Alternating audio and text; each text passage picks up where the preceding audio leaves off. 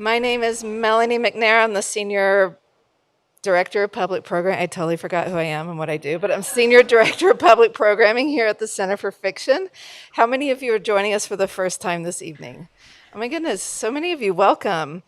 The Center for Fiction is a 200-year-old cultural nonprofit whose mission is to encourage people to read and value fiction and to support and celebrate its creation and enjoyment.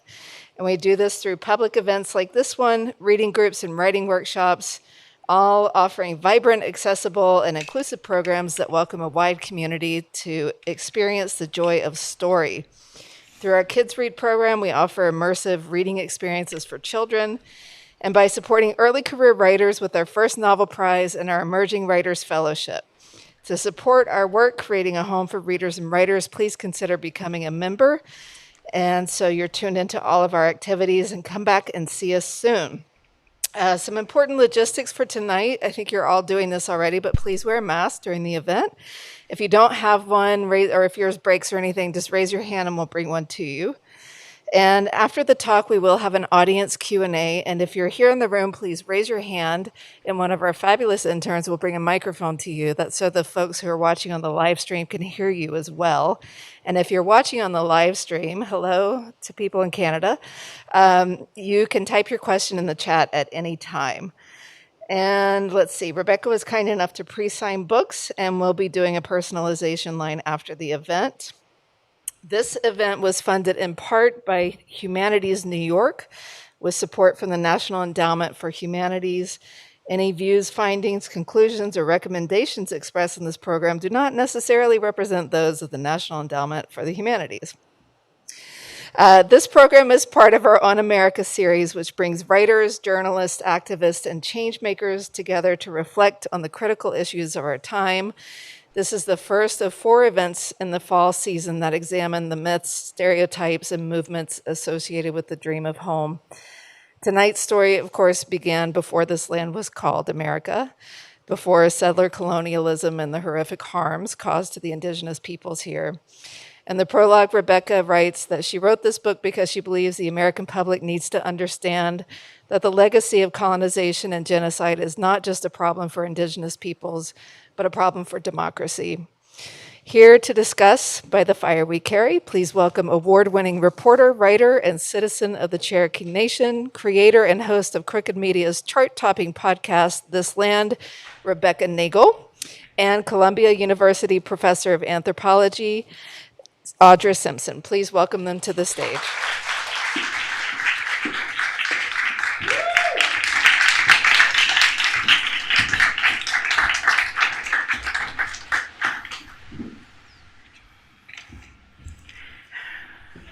Hi, Rebecca. Hi. Welcome, everyone. I'm delighted to be in conversation with Rebecca Nagle. I'm a fan. I've learned so much from her excellent reporting. We had a pre-game discussion, and we decided that we'd start our conversation with some reading from the book. So Rebecca will do a very brief reading, and then we'll start talking. So the book spans a lot of different periods of time, but one of the historical places that it focuses on is the removal of our tribes from our homelands in the Southeast to where we are now in Oklahoma. And just some context before I dive into the reading. My family members, a man named John Ridge, who's my great-great-great-grandfather, and his dad, Major Ridge, played a pivotal role in what happened. And where we hop into the story in this reading, the state of Georgia had been trying to force Cherokees to leave by terrorizing us on our own land. And the Supreme Court had made a decision that Georgia had to stop, that was illegal. But Andrew Jackson was refusing to enforce the decision, and so basically it was rendered meaningless. And so John has just met with President Jackson and sort of other political leaders and is sort of coming to the conclusion that Cherokees are out of political options. Okay.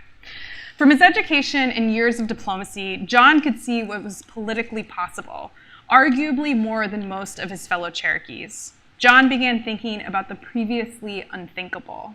signing away the land of their ancestors in exchange for land out west. It's a heartbreak many oppressed people have known, but one we don't like to talk about because it shatters our notions of progress. The heartbreak of giving up on justice because you know it is not possible. What had changed was not John's desire for Cherokee Nation to remain in their homeland. It was his hope.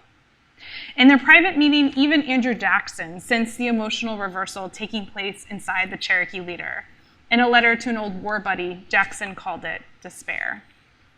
Major Ridge, John Ridge, and Elias Boudinot would spend the next 3 years writing petitions, making speeches, and trying to convince their fellow citizens to support a removal treaty.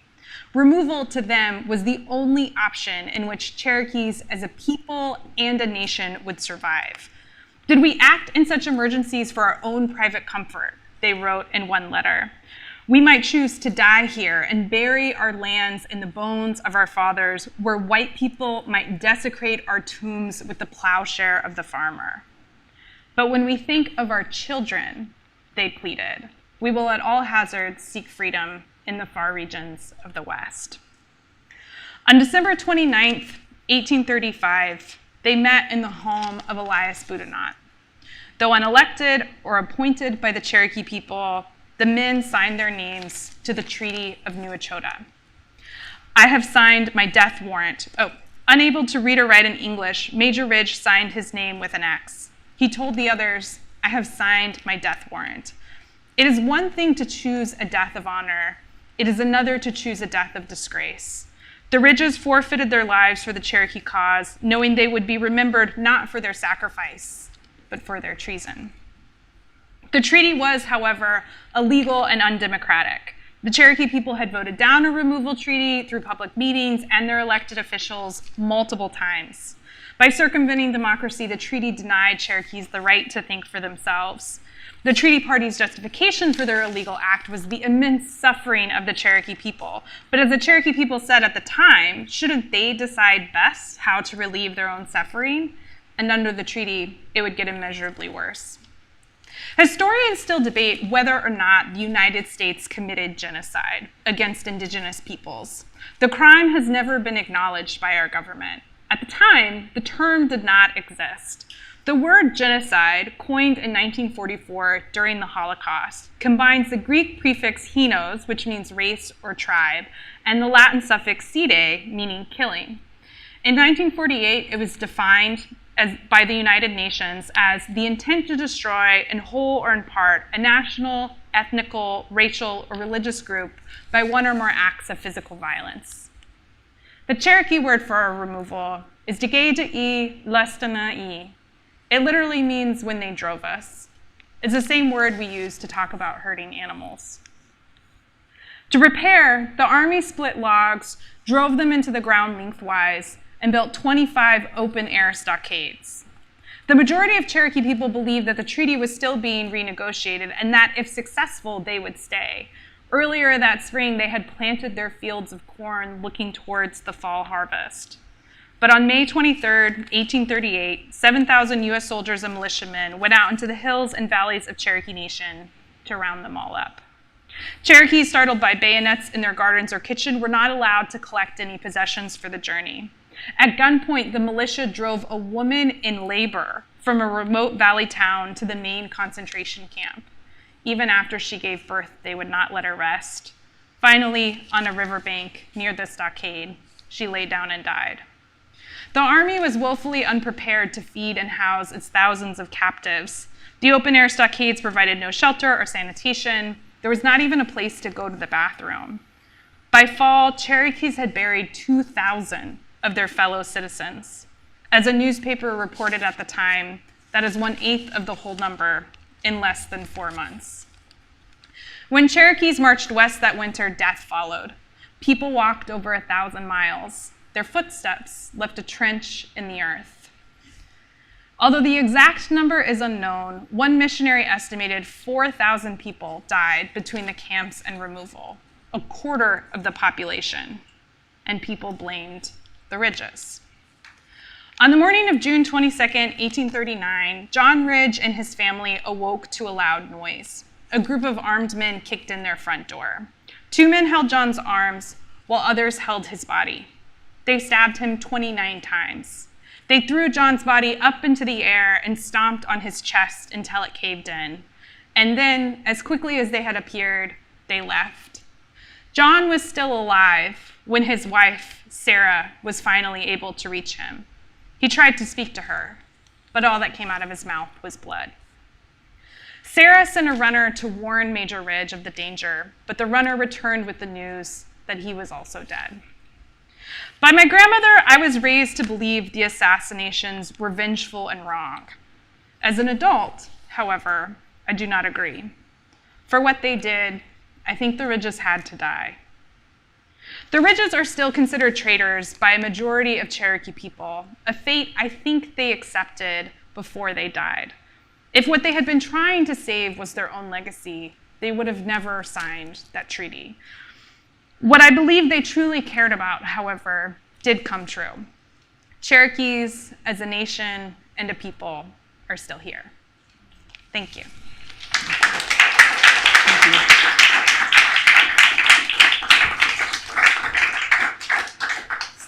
So if I can respond to that, this is but a sliver in a larger whole that you present us with in this book. And we're going to get into what may be the main thread here, which is this restoration of land, a massive restoration of land that is predicated upon a legal decision called the McGirt decision, but even prior to that, an earlier decision. Both of them also brought into being by murder, by violence that was intentional, proven on land. This story, or this fragment of the story that Rebecca has shared with us, which is part of her family's history, which is part of a larger Cherokee story. You have heard perhaps of the Trail of Tears. This is a deep trauma in that nation. It's commemorated. It's something that we should all know about, and many of us do not. It was a forced march, but it was also after 2 other forced marches that Rebecca tells us about in this book. And those are the marches of the Muskogee and the Chickasaw Nation. And Choctaw. Yeah. Who went before, right? Yeah. Went before the Cherokee. Where they left was what is now known as the southeastern United States, and they moved to what is now Indian Territory or Oklahoma, the southeastern part. That is a protagonist in this extraordinary book that Rebecca has written for us. Land is a protagonist, law is a protagonist. And these nations and individuals in these nations are also fully realized within this text. And we'll talk about some of that, just like the Ridges. But I want to ask Rebecca to tell us, to draw the line for us between the story that she just told us, which is more than story, this is fact. These are ancestors, relatives, controversial figures to the Cherokee. I know we have Cherokee here. Who Rebecca labors to demonstrate to us had very, very difficult decisions to make and paid terrible prices for those decisions. But what they did also articulated to land, to the defense of land, to care for land, but also care for others. So Rebecca, can you draw a line for us between the story you just told and the decision that is the centerpiece of this book, which is a reclamation of land, a massive reclamation of land, which could also be called the settler nightmare. So let's get there, Rebecca, if you don't mind. We'll talk about the nightmare, but first let's talk about the dream. So I first found out about the court case that the book is based on from a Facebook post from a legal scholar, a Muskogee legal scholar named Sarah Deer. So I was like scrolling through Facebook, and this was when a court that's like right below the Supreme Court, the appeals court, had made a decision that her tribe, Muskogee Nation, still has a reservation. And that was big news because in Oklahoma Oklahoma had acted since the early 1900s as if all the reservations within its borders had basically been abolished with statehood. So we'd been living in a state that had been acting like we hadn't had a reservation in over 100 years. And this appeals court said, actually, Oklahoma, you're wrong. And what I felt when I saw that Facebook post was this visceral sense of justice, because I even though their decision was controversial, I think of my family as having died for the treaty territory that is our reservation, and to think that it could be recognized again as Cherokee land for the first time in over a century, it's just I could feel it in my blood. And so the court case, which at first it's like kind of complicated, there are two cases. So, but it started as a man who had murdered another Muskogee citizen, and he was sentenced to death. And then in the course of trying to overturn his death penalty conviction, his lawyers argued, hey, wait a minute, this happened on a reservation. Oklahoma, you don't have jurisdiction. And so that's the question that went all the way to the Supreme Court. And there was widespread belief that it would, and it did eventually apply to all 5 tribes, which we mentioned a few of. So namely the Muskogee, they were the tribe at the center of the case, but then it also ended up applying to the reservations of my tribe, Cherokee Nation, and then also the Chickasaws, Choctaws, and Seminoles in eastern Oklahoma. So this book is a remarkable account of that process. So how often do we read a legal history as academics or not as civilians that is a page turner?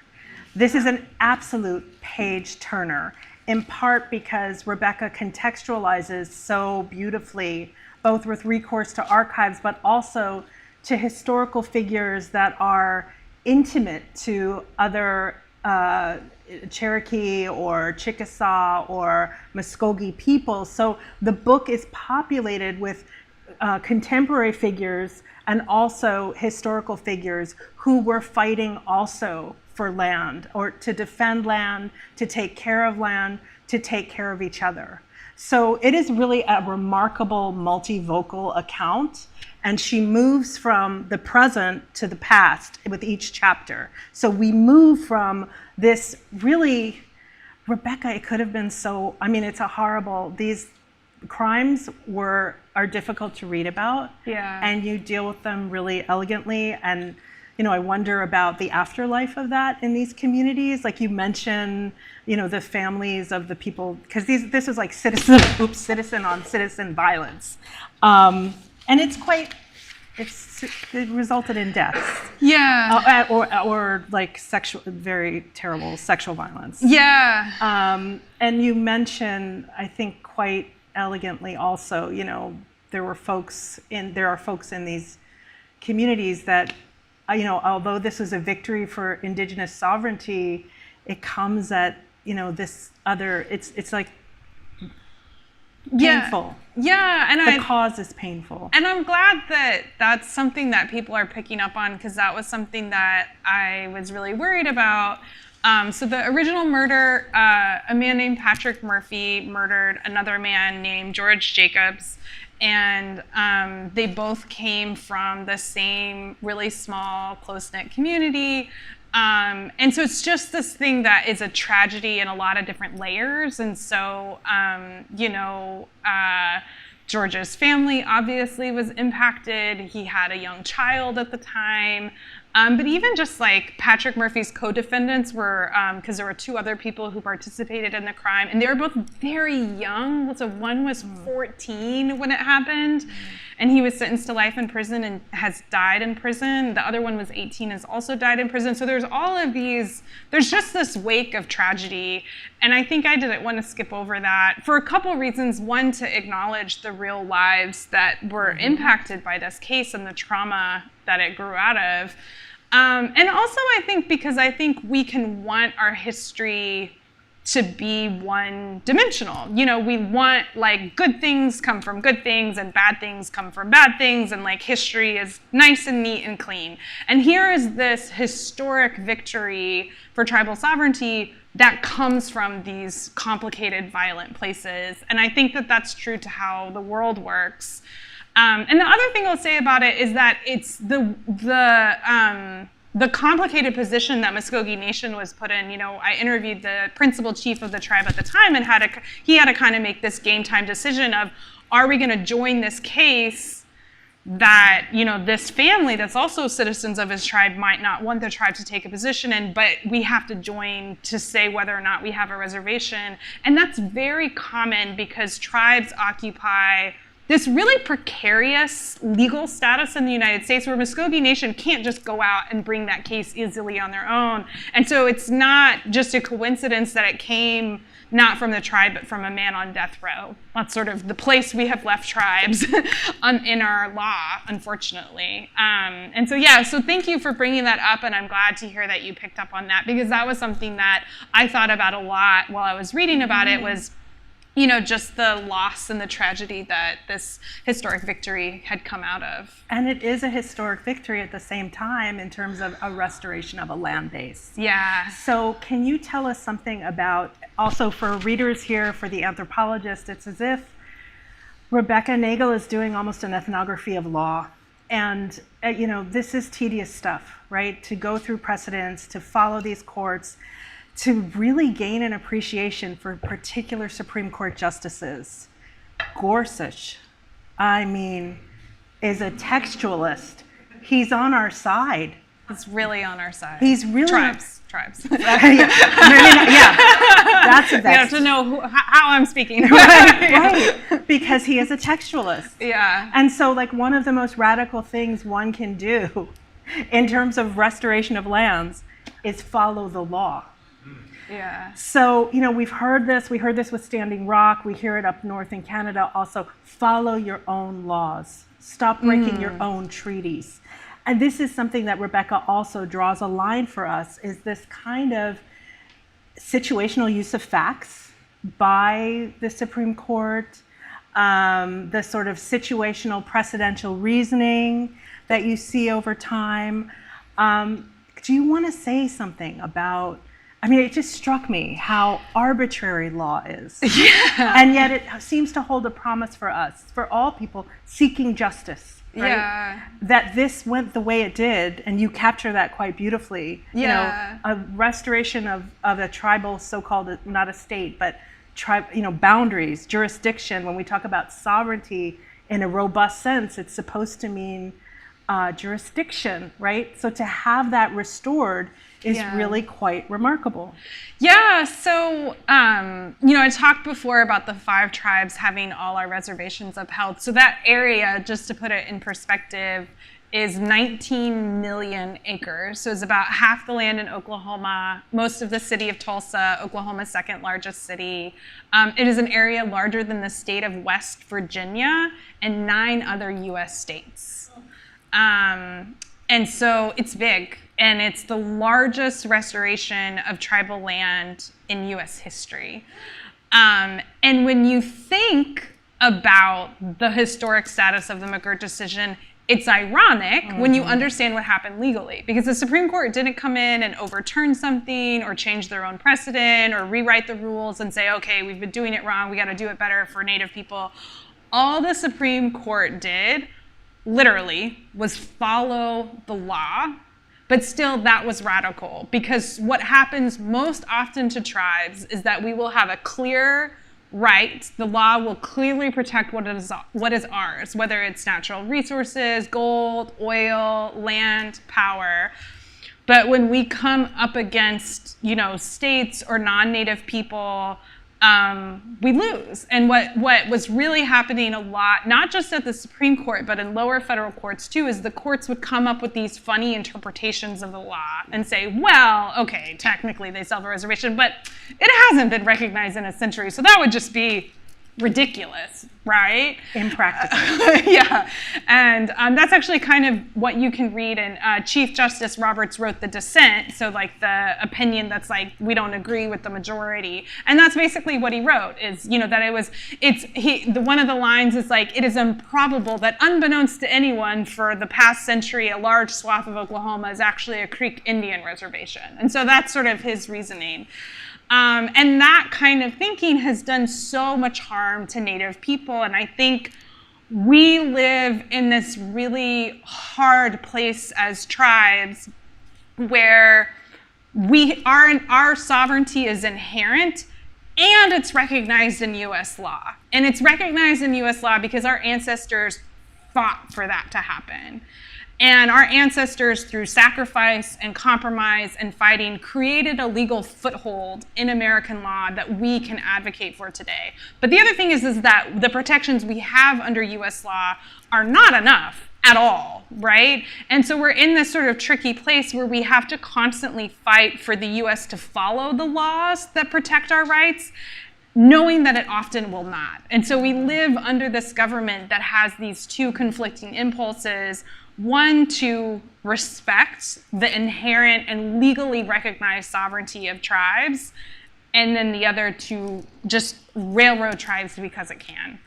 And I think what is powerful about McGirt is that history tells us that this is a time where the Supreme Court would just railroad tribes, but they didn't, and we won. And you attribute that, or do you think it's Ginsburg? I mean, do you think she... I think she, yeah. Well, she messed up with the Oneida. She really messed up with Cheryl. Yeah. I see some heads nodding. I mean, that was like, I was like, what are you guys excited about with Ginsburg? You know, she was not a friend to the Indians at all. And then, you know, after reading your book, I have this totally different understanding of her. Like, you mentioned that she changed her position. Yeah, so for folks who don't know, she wrote this horrible decision, actually really relevant because we're in New York. The people call it the Cheryl decision, but basically the Oneida Nation had like bought back land that had been illegally taken by the state of New York, and the city of Cheryl, wanted to charge them property taxes, and they said, you can't tax us because we're a tribe and this is sovereign land. And that dispute went to the Supreme Court, and Ruth Bader Ginsburg wrote the opinion, and basically what she wrote was that the original theft had happened like too long ago, and it would cause too much of a disruption now for it to be recognized as Oneida land. And that was the Cheryl decision.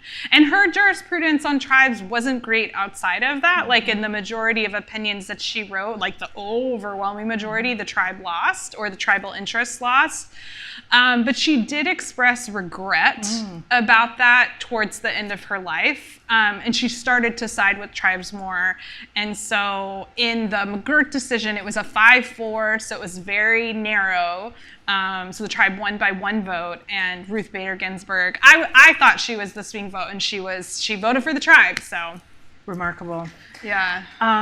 Rebecca, can you tell us a little more about the afterlife of the McGirt decision and the settler panic, if we can call it that? Like, it was, you know, the discourse, the language that was coming out of Oklahoma. Google him, Kevin Stitt. He blows all our minds. Rebecca spends time on him and his very interesting recognition as a Cherokee. He is a recognized Cherokee. I have a lot of thoughts about this, but I am not Cherokee. I can't say anything. However, all recognition is not good recognition. I have written a book about that, among other Indigenous folks. But he, you know, he's been up to no good.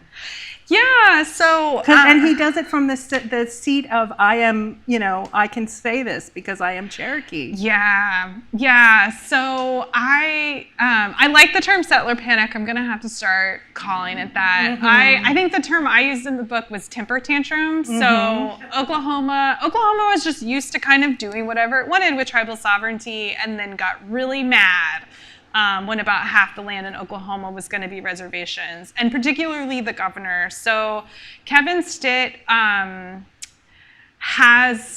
from ancestors that in the 1880s, so a very long time ago, there is pretty compelling evidence that they did some bribery to become Cherokee citizens so that they could get access to land. And so they bribed a court clerk with our citizenship commission. And then the Cherokee tribe came back a couple decades later and tried to get them off these federal rolls, and were unsuccessful. So he is a citizen and his whole family are citizens, and it's this like really notorious case of fraud. But even before the reservation case, you know, Kevin Stitt was just fighting tribes on petty stuff. Like, there was a bill in Oklahoma to just allow Native graduates to wear eagle feathers and regalia at their school, because some schools give kids a hard time, so it's protecting that right. He vetoed it. Or, you know, Muskogee Nation was going to buy a state park that the state was losing money in. You know, it was a little state park. It had a golf course on it, some stuff like that. The tribe was going to take it over. That deal fell through when Kevin Stitt came into office. And so what happened after the Supreme Court ruled Muskogee Nation still has a reservation, Oklahoma threw basically a temper tantrum. They took an extraordinary step of asking the Supreme Court to overturn the decision it had just made over 50 times. And so Ruth Bader Ginsburg had died, Amy Coney Barrett had been put on the bench, and they thought that they could get a different outcome with Barrett. And I think this is, for me, this is the most important thing, is that the way, they weren't able to get the Supreme Court to reverse the decision, but they were successful in chipping away at it and changing a little bit of how criminal jurisdiction works on reservations. And what they did is that they used this lie of crime and said that the reservations were lawless, and now that tribes were in charge of prosecuting people instead of the state, all these crimes were happening and they were all going unprosecuted. And that's a racist lie that is used against communities of color a lot and has been used specifically to attack tribal sovereignty for literally centuries, to say, well, we can't allow indigenous nations to have land rights and to have jurisdiction because it'll just be a lawless dystopia. And Oklahoma came up with some crazy lies. I'll explain one of them. So Kevin Stitt said that because Oklahoma had lost jurisdiction over these crimes, that 76,000, so tens of thousands of old convictions, so people they had already convicted, all those convictions would have to get overturned. At the time, that number was 3 times the total prison population in the state, and it was over 60 times the Native people incarcerated from the affected areas, and those are the types of cases that would shift. But even though it was completely improbable, that number was printed by the Washington Post. And it was printed by like prominent news outlets. It was cited in briefs to the Supreme Court in Oklahoma's cert petition. And so, you know, I think to me, the bigger story of the backlash to McGirt is why our tribes deserve better journalists, but deserve better representation, because you can kind of say whatever you want about a tribe and a reservation, and people who have no idea how any of that stuff works will buy it, including the Supreme Court, including the Washington Post. And so that was a lot of how that happened. And I will say that it's still happening. So Oklahoma is still trying to roll the decision back or chip away at it, and tribes are still having to fight to defend it. You also mentioned that Sotomayor quoted your Atlantic article. Yeah, that was a cool from moment. the bench. I mean, which is quite remarkable, right? Yeah. But what do you see the antidote to some? Because there's like, she spends a lot of time, not a lot, but a good amount of time checking the facts.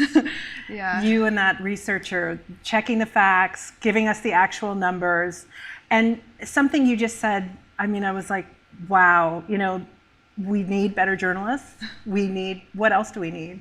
Oh man, we need, I think, you know, for me, the dream is that folks in the country, whether it's a journalist or a federal judge or a member of Congress or your sort of average person walking down the street, like, knows what a federally recognized tribe is, knows how treaties fit into our Constitution, knows how like these things work. And I personally believe we're not going to have elected leaders who are better at doing this until we have a public that's better at it. Because I think our elected leaders are going to be as ignorant as the people are who put them in power. And I think it does immeasurable harm to tribes. So much of what happens to us on a policy level that's bad just comes from ignorance and just comes from people not knowing. And I think, you know, and I'll say with journalism too, I think sometimes, you know, like sometimes I like come in and I'll like talk to different like news organizations, and what I always say is that like I think sometimes outlets want to treat it like it's a diversity problem, you know, like they need to just do more like training and like better diversity, equity, and inclusion. And to me, it's a journalism problem. Like your facts are wrong, you know? You are sending out a journalist who doesn't know squat about tribes to do this. Like you wouldn't send someone who literally doesn't know the difference between like the House of Representatives and the Senate to go report on Congress. So why do you send a journalist who doesn't know what a federally recognized tribe is to report on like what's happening in Oklahoma after the McGirt decision, you know? And so all of those things around being like timely, having a depth of knowledge, having expertise that like journalists like pride themselves on, Indigenous communities just don't get that. And I think that until the media really starts to see it as a journalism problem and like, okay, we need to invest resources in having better coverage in this area, I don't think it'll get better. I wonder, Rebecca, also if this isn't a problem of reality. Like, you know, there was and is a prior sovereignty that is in the present, right? These folks, our folks, those folks survived a genocide, survived with these sovereignties intact, with languages, with philosophical systems, and are here, you know? Yeah. And there's a demand, I think, upon one sense of reality, of the narrative, of there being one system in place. My people have argued we have a separate legal system, we have a separate law, we have a separate, and that's why I asked you to start in part with the really deep story of John Ridge. Those people were also acting on, there's a law that's behind that, and you talk about that, blood feud, revenge, like these are also like, these are other systems of doing justice as well, and knowing oneself and knowing others. And that's part of what kept us alive through all of this. Yeah. And that's a large demand, but it's also where we're coming from. Right? Yeah. Journalists, to get their heads around that, I think, I'm not optimistic, but I think this is the deeper issue, right? It's like, there isn't just one show in town, right? Yeah. So. Yeah, absolutely. And for the blood law that Audra mentioned, there's a traditional blood law in Cherokee Nation where if you're responsible for another person's death, and actually it didn't matter if it was intentional or if it was an accident, you forfeit your life. And there might be situations where it was between clans. And so if a clan lost a life was owed. And the idea was that otherwise the person who was killed couldn't rest in peace, basically. And so it's called our blood law. And so the Ridges that's part of the tradition of why they were killed. So it was basically to rectify the imbalance that had been created by all the deaths that resulted from the treaty. And one of the things I say in the book is like, I mean, I think that's justified. And I think that they knew that would happen. They said it. Yeah, absolutely. But yeah, I mean, I think that, all of that stuff from our traditions, our laws, our ways of doing things, I think that's one of the reasons why land is so important. You can't, like, for us as Indigenous nations, land isn't just real estate. Like, you can't take land and culture and language and separate them out. They're all connected. Yeah. We could talk all night, I think, but now is the time to open it to you. I think we need better education by teachers. Last year, my son went to school, and the teacher was like, which state is this? Which country is this? Which land? And he wrote, it's a turtle land. the teacher have sent email to us saying, "What is Turtle Land?" He keep repeating.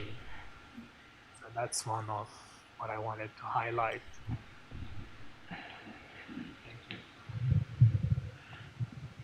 Yeah, so I agree. And I think for me, when I think about how racism against Indigenous folks functions in our society today, I think one of the main components of it is erasure. So like what you're talking about. And I think you really see that in K through 12 education. You know, last month, or may have even just been a couple weeks ago, there was another report that came out about the federal boarding school program. There are only 4 states in the country that teach the history of boarding schools as part of their curriculum. And so we're not even talking about this history with school students. And I think, like, kind of going back to the news media, we see that erasure of Indigenous people. We see it in K through 12 education. We see it in pop culture, TV, and we see it in news. And I think it creates not only this ignorance, but there's this researcher who's Tulalip named Dr. Stephanie Freiberg, who's done some really good research where it makes people see us as like less real. Like I think in a lot of people's imagination, like there aren't like real, living, breathing Native people in the country anymore. And I think that it makes people see us as less human. So yeah, so thank you for bringing that into the room, because I think education is a really important component to all of this. Joseph Pierce. CO. This is wonderful. I'm so glad that you're here, Rebecca. And Audra, I'm so glad that you're here too. I think the characterization of law is really interesting, and I'd like to sort of follow up on that, but I'm just struck also that there may be a story in carrying the fire along the Trail of Tears that may also, I think, serve to illuminate some of these issues of resistance and continuation of our traditions. So can you talk about how we carried the fire? Yeah. So that's the title for the book comes from was inspired by a Joy Harjo poem, and so the line from the Joy Harjo poem is "I keep warm by the fire carried through cruelty." It's from Returning from the Enemy, her poem. And so, without sharing too much, but like one of the things that our southeastern tribes share is that we would have mother towns, and then our ceremonial fires, and even the fires that people kept in their house, like once a year we would extinguish them and then go back to the mother town and people would relight their fire. And so sometimes you'll hear people say like one fire, if they're Muskogee or Cherokee, and that is like what connected us was those fires. And through unimaginable acts of violence, when removal happened, people carried embers of those fires so that those fires would continue, and those fires still burn in Oklahoma today. So that's part of the meaning of by the fire we carry. And then it's also kind of metaphoric of like our fight for justice, our fight for sovereignty, our language, our culture, like all of these things that we have kept alive. So yeah, so thanks for asking that. So, and if you get the book, the stanza from the poem is like in the first part of the book from the Joy Harjo poem. Oh, I got a pick. Okay, right here. This is a very, very illuminating and inspiring talk, and obviously there's many aspects of it that are also devastating. And I look forward to reading the book. And Rebecca, I'm so happy for you and the success you found with the podcast and with this this book. Wow. I may not remember. I know you're from Baltimore, but it's been many years. Oh my gosh, I didn't recognize you with the face. Hey! Sorry, I can't. I'll connect with you after. But, oh my gosh. Okay, yeah, we have to get a photo together. Yes, How are your kids? How old are they They're now? They'll be 5, 5, and 10 next month. Okay. Tell Liz I said hi. I will. Okay. Yeah. So yes, this is inspiring and devastating in lots of ways, without drawing the focus away from what we're talking about right now, it definitely connects with something that's that's happening in the world today, I specifically wanted to engage with this implication of the restoration of native land in places where there is highly developed and like highly populated. You mentioned that part of this restoration affects the city of Tulsa, right? Yeah. So this is the implications of this restoration in a context with highly developed and highly populated settler infrastructure. So if you could speak to that, because I think Yeah. that with the current conflict in Israel and Palestine, Yeah. there's and especially with the conflict in the United States around the rhetoric of Yeah. the pro-Palestine movement, Yeah. there's a lot of I won't call it hysteria because people see things in different ways, but there's a lot of consternation. You said you had different ideas for the settler panic or settler temper tantrum. There's a lot of consternation about like what are the implications of like recognizing the claim of a native people to their land, Yeah. especially where settlers have developed their own claim to the land and their Yeah. own infrastructure on top of the land. So if you could speak to that in the context of Oklahoma. Yeah, absolutely. So to just real quickly to talk about what happened after the McGirt decision, like if you own a nice house in Jinx, nothing happened to your nice house in Jinx, which is like a suburb of Tulsa for everyone here who doesn't know that. And so it didn't change like property ownership within the reservation. It just shifted like jurisdiction and like technically what that land is considered.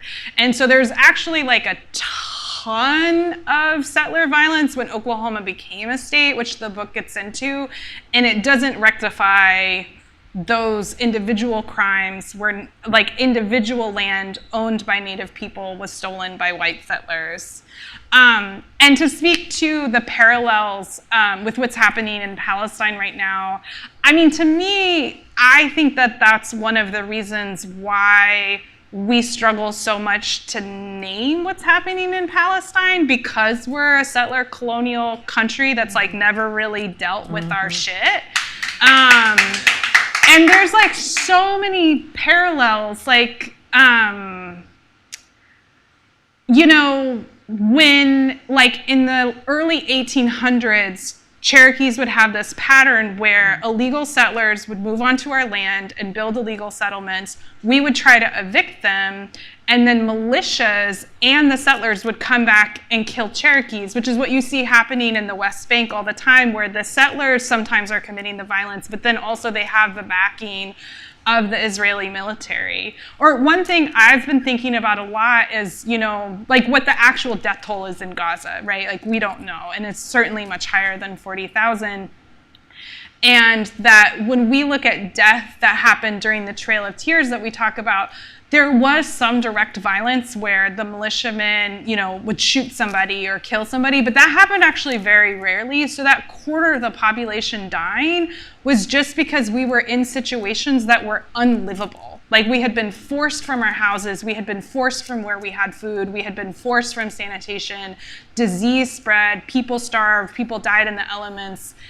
And I think about Gaza right now, where it's something like 80% of the buildings have been destroyed, the water, just drinking water infrastructure, health infrastructure, education, all of the stuff that are necessary for life.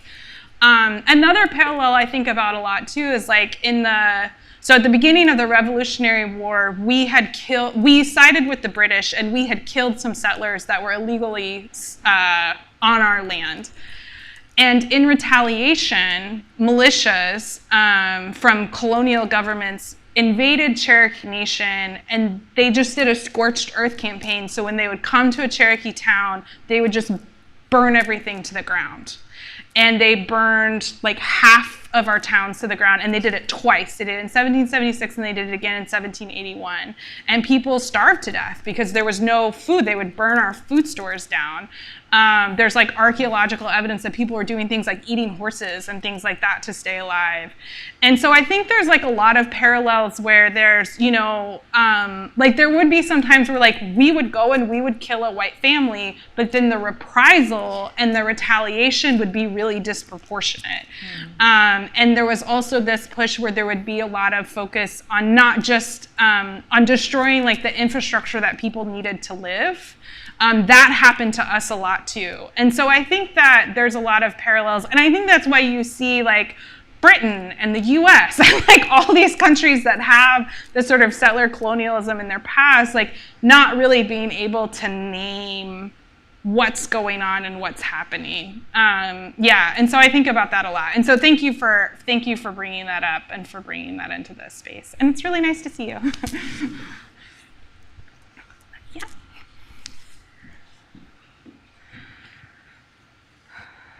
Hi, my name is Sophie. Thank you so much for speaking to those parallels because I was battling which questions I wanted to ask. But I want to ask you, since you're a reporter and a journalist, like I'm sure there's so many stories that you want to tell on a day-to-day basis. And I know that you mentioned the Facebook post that sort of broke down the Supreme Court case that inspired you to write this. But I'm curious if you could talk a little bit more about what made you decide to like sit down and spend the time to tell this story, because I think, like, as Audra, you said, like this was sort of like an ethnology of law, which is like such an enormous task that's really inspiring. And so I'm curious what made you decide to, like, if you could speak a little bit more about like what made you decide to like sit down and write this.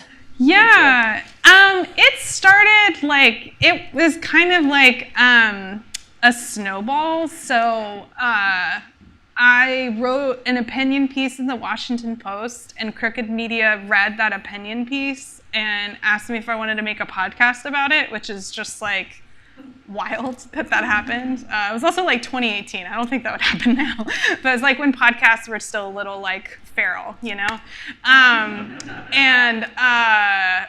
And then sort of the book kind of came out of that, and there was more that I wanted to tell, and I wanted to go deeper, and I felt like a book would really like be the space to do that.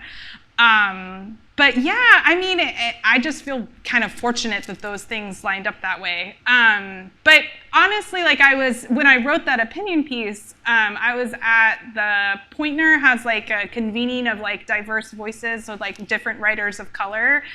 And it was at that weekend that I wrote that opinion piece, and I was like going back and forth. And I just like sat down and had like a quiet moment, and I was like, what should I write about? And this just came to me.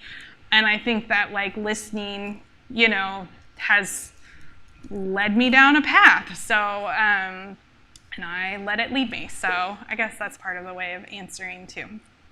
Cool. I think maybe one more question. One more question? Or yeah, what time are we supposed to end? 8? I think we're supposed to finish at 8, the Okay. Q&A, and then sign One more books. question. Hey, Ingrid.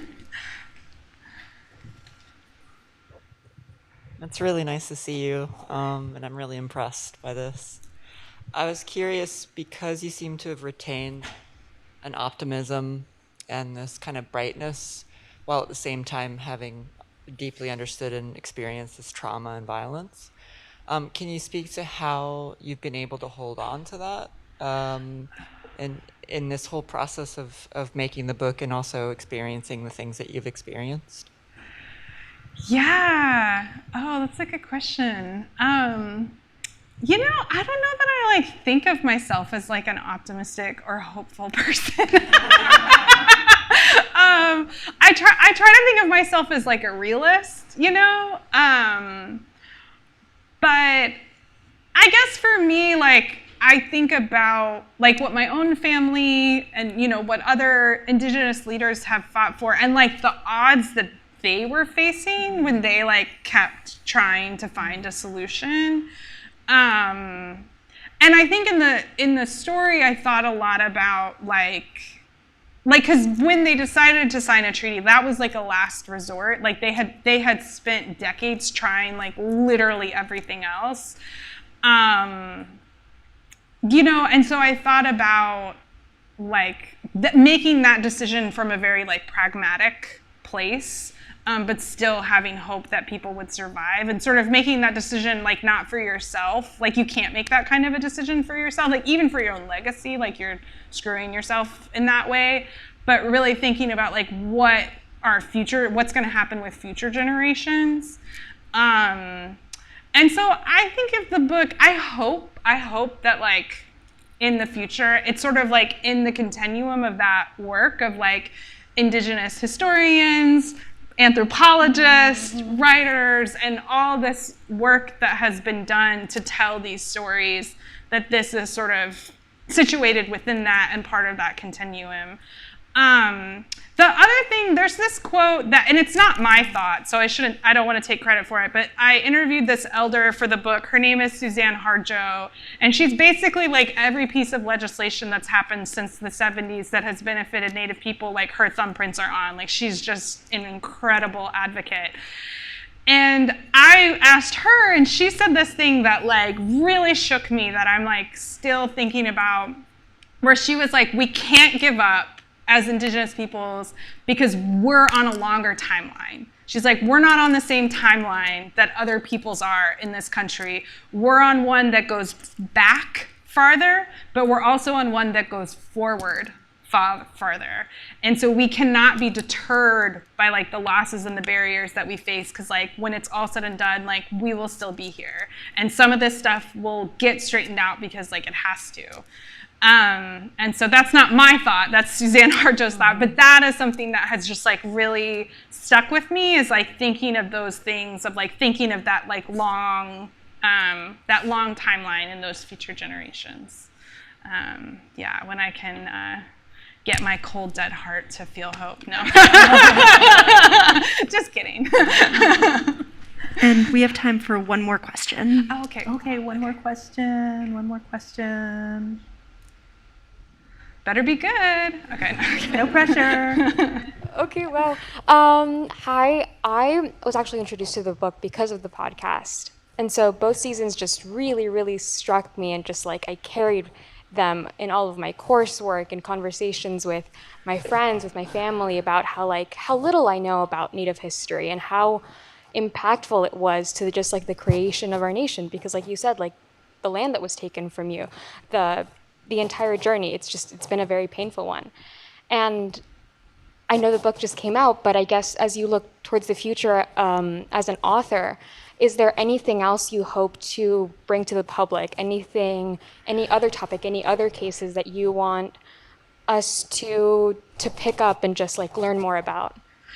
Yeah, I wrote about it some in the book, but one of the things I really want to do next or down the line is write about allotment. So there's this period of history where the US government decided, instead of like shove Native people onto shrinking reservations, they would just privatize tribal land and assign tribal citizens this land, and it would work out great for them. And what happened in Oklahoma was that there was an entire little industry that sprung up around like how to rob Native people of the land that they had been assigned. So people would forge documents, they would use interpreters with folks who didn't speak English and lie to them.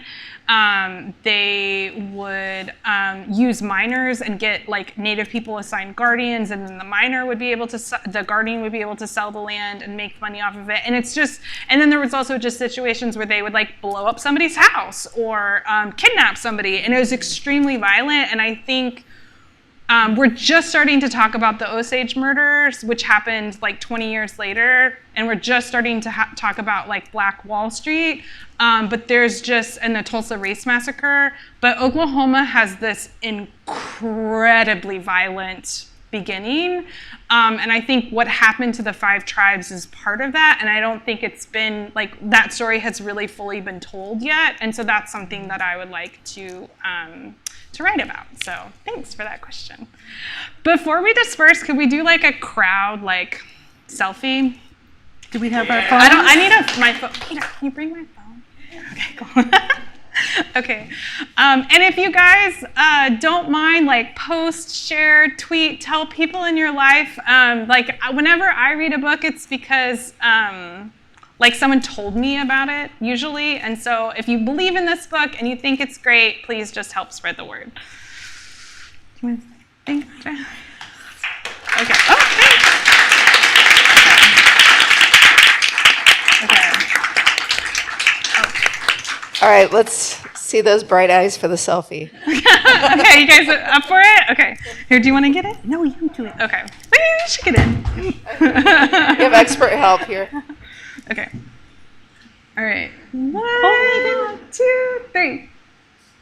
Okay, thanks, guys. Thank you.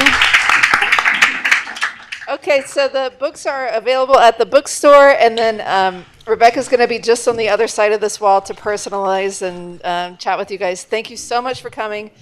Buy all the books. Thanks.